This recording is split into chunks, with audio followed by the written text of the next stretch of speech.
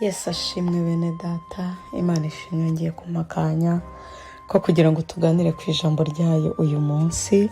Twasomye muri Samweli wa 2 ibice 4 n'ibice 5, kandi twongera gusoma muri Zaburi y'139 ndetse na Matayo ibice 16.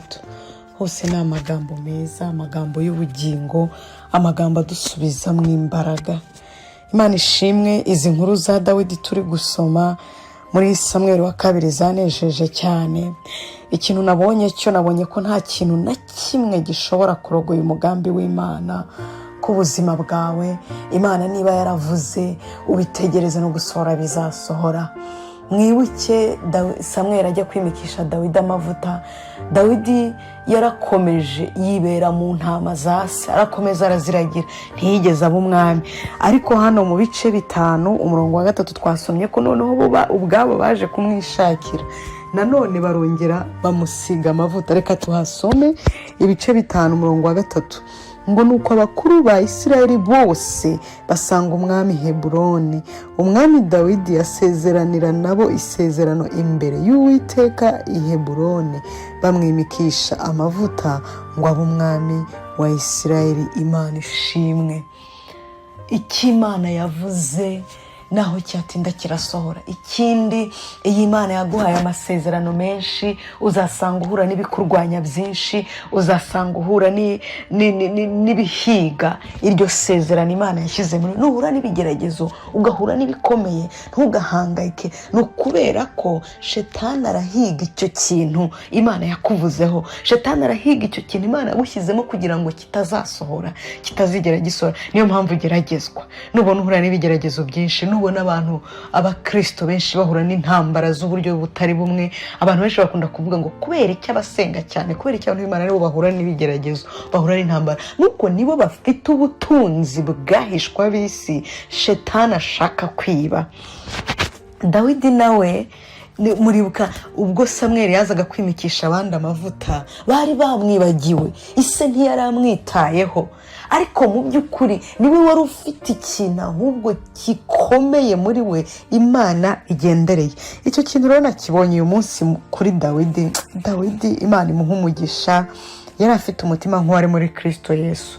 Icyo nabonye kuri Dawidi muri ibi bice bindi siruta nko mu gice cya 4 ndetse no mu cya 5 twasomye nyine, Dawidi yakundaga abanzi be, akabifuriza ibyiza.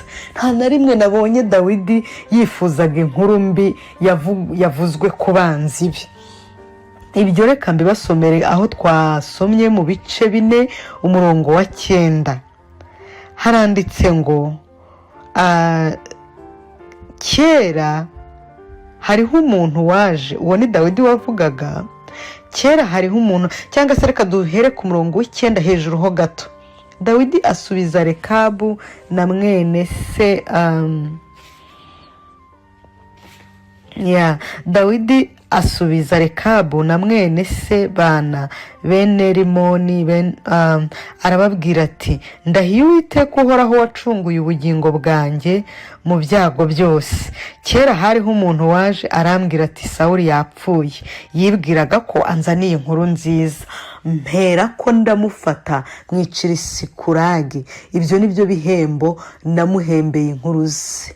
None se nk'aba bantu nibare bari bamuzaniye inkuru nyine, nk'aba bantu babi biciye umukiranutsi mu nzu ye ku gisasiro, sinarushaho cyane kubahora amaraso ye nkabakura mu isi. Ku murongo wa 12 ngo maze Dawidi ategeka abasore be barabica, babaca ibikonjo n'ibirenge, babamanika iruhande rw'iriba rya Heburoni. Ibi ngibi aba bagabo bari bishe umuntu wari umwanzi wa Dawidi n'ubundi, bibwira ngo hari bamuzaniye inkuru nziza, kuba bamwishe bamushyiriye igihanga. Ariko Dawidi nabyo ntiyabyishimiye. Yarababwiye ati ahubwo hari n'undi umeze, hari n'abandi bakoze nkamwe, banzanira inkuru ngo Sawuli yapfuye, ngo umwanzi wanjye yapfuye.